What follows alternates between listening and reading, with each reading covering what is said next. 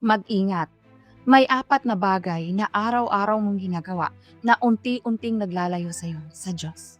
Una, paghahangad ng pagkilala ng mundo. Kapag naging sentro na iyong buhay ang pera at opinyon ng iba, kahit na makamit mo ang lahat, mananatiling walang laman ang iyong puso.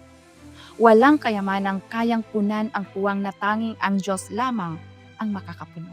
Sapagkat ano ang mapapakinabang ng tao na makamtan ang buong sanglibutan at mapapahamak ang kanyang buhay. Pangalawa, hindi nananabik na manalangin at magbasa ng mga salita ng Diyos. Ang pananampalataya ay hindi lamang nakabatay sa damdamin. Kailangan ito ng araw-araw na pagsasabuhay.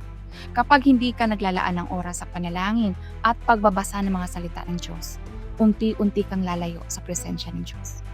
Tulad ng apoy na hindi pinapalakas, unti-unti itong namamatay. Upang magniningning ang iyong pananampalataya, kailangan mong dagdagan ng kahoy araw-araw. Mga gala kayong lagi, magsipanalangin kayong walang patid. Sa lahat ng mga bagay ay magpasalamat kayo. Pangatlo, sobrang abala at walang oras para sa Diyos. Madalas mong sinasabi, sobrang busy ko talaga. Pero kung isipin mo, may oras ka pa rin sa pag-scroll sa cellphone o panonood ng mga series. Hindi oras ang problema, kundi ang pag-prioritize mo sa ibang bagay kesa kay Lord. I-prioritize mo si Lord at siya na ang bahalang magsasaayos sa lahat ng iba pang mga bagay.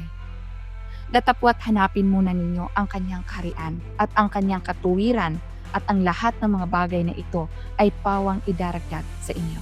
Pang-apat, pagpapabaya sa maliit na kasalanan at paglayo sa mga mananampalataya.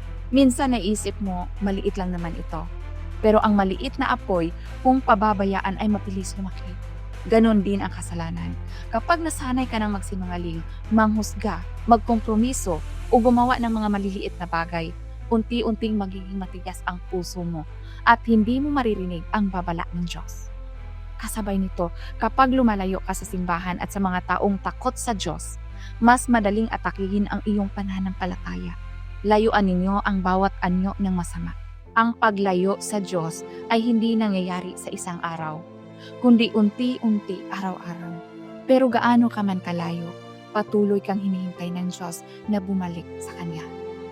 Kung handa ka nang bumalik sa Diyos, i-type mo lang, handa ako. At aanyayahan kitang sumali sa aming free Bible study upang sama-sama nating pag-aralan ang mga salita ng Diyos. God bless po.